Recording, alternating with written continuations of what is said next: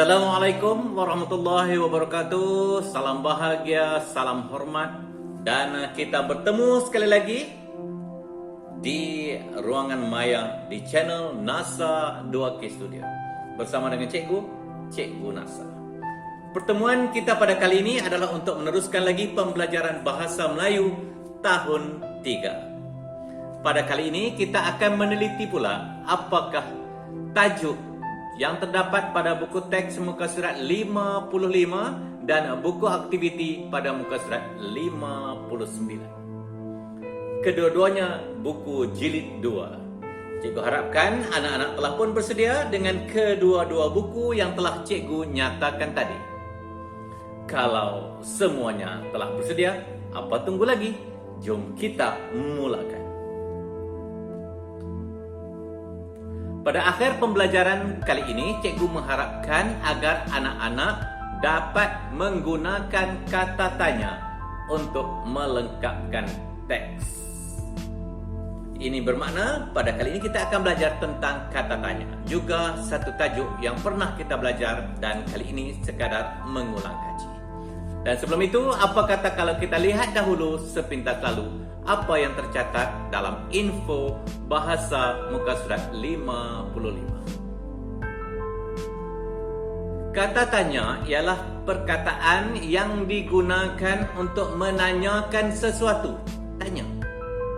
Contohnya mengapa, berapa, bila, bagaimana, mana, dan apa.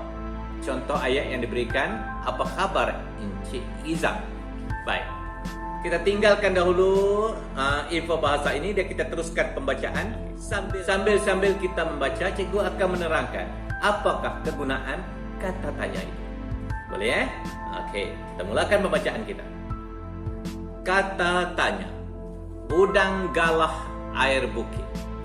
Hanif dan bapanya Encik Salim ke kolam ternakan udang galah yang menggunakan air bukit. Encik Salim bertanya, apa khabar Encik Izam? Apa digunakan untuk sesuatu, nak mendapatkan penjelasan. Dan kebiasaannya khusus untuk haiwan dan juga benda. Apa khabar? Bertanyakan tentang khabar. Bagaimanakah ternakan udang galah? Bagaimana adalah kata tanya yang bertanya tentang sebab atau cara. Maknanya dia bertanya, bagaimana dengan udang galah? Okay. Encik Izam menjawab, khabar baik Encik Salim. Perusahaan saya semakin maju.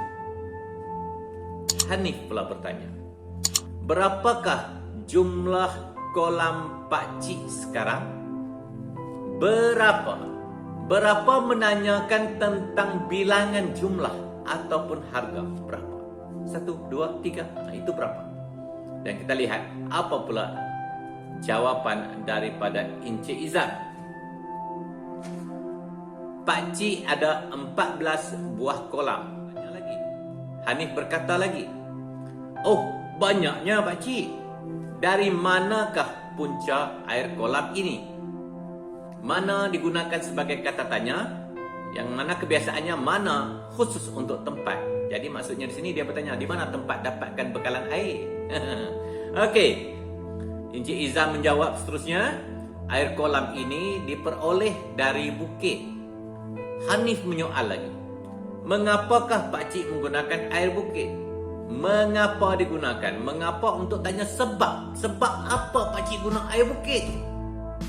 Encik Izam menjawab, air bukit tiada klorin dan tidak perlu dirawat. Oh, maksudnya tiada klorin, tiada bahan kimia yang dimasukkan di dalam air bukit. Air semula jadi. Jadi, haiwan-haiwan ternakan terutamanya udang ini dapat hidup dengan selesa. Okay. Hanif kemudiannya meneruskan pertanyaan. Udang galah di sini makan garis pakcik. Oh, maksudnya dia nak bertanya, makan betul. Makan apa? Pandai.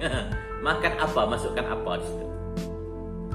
Kemudian Encik Izam menjawab, udang galah makan hidupan seni di dalam kolam. Hanif kemudiannya bertanya lagi, garis penjagaan udang galah di dalam kolam ini. Maksudnya dia nak bertanya cara udang galah menternak udang galah itu. Jadi kita nak gunakan bagaimana? Cik Izam akhirnya menjawab, udang galah di sini tidak memerlukan penjagaan rapi seperti kolam biasa.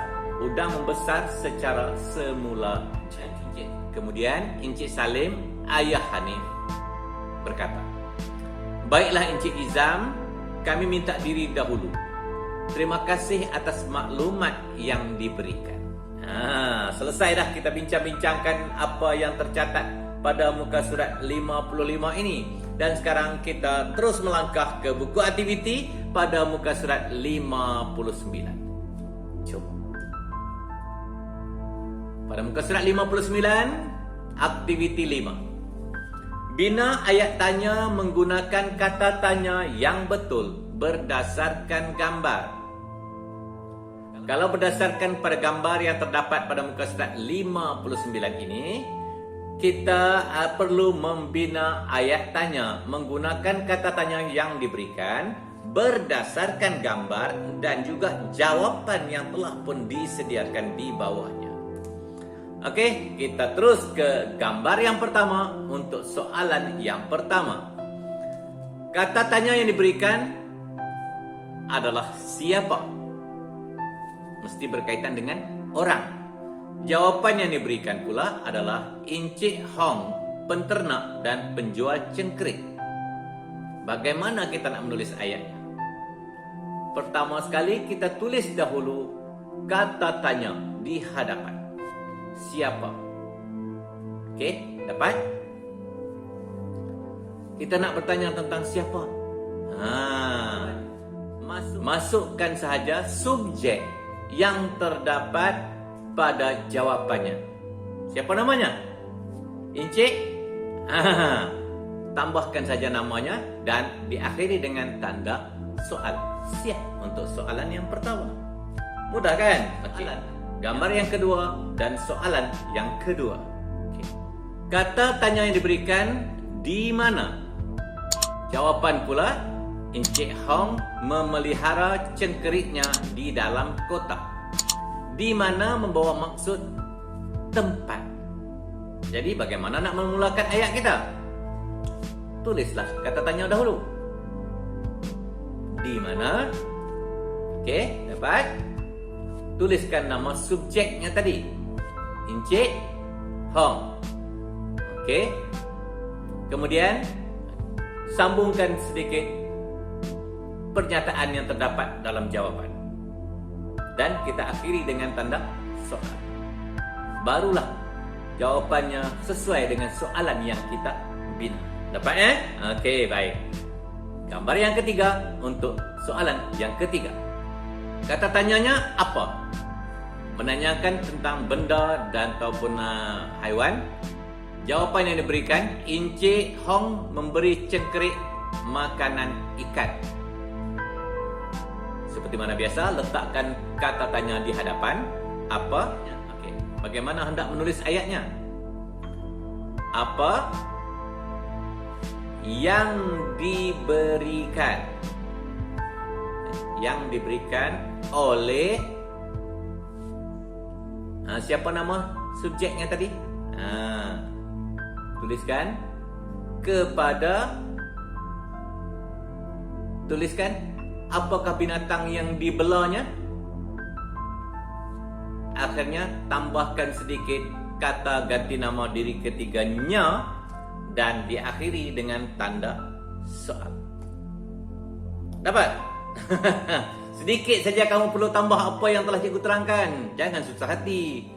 Dengar secara perlahan penerangan cikgu, ya. Okey, cikgu nak melangkah ke soalan yang keempat berdasarkan gambar yang keempat.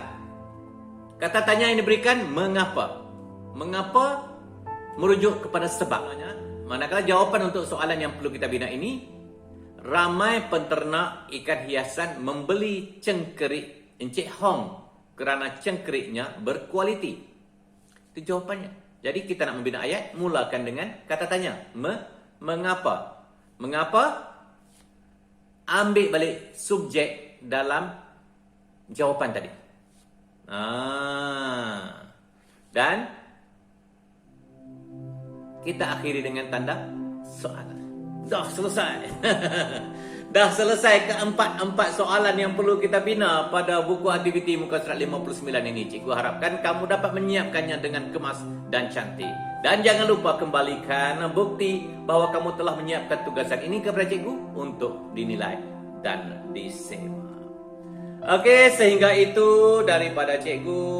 Sampai kita jumpa lagi, dengan harapan kamu bolehlah bersiap sedia untuk ke sekolah untuk pembelajaran secara bersemuka dengan cikgu-cikgu di sekolah. Assalamualaikum warahmatullahi wabarakatuh.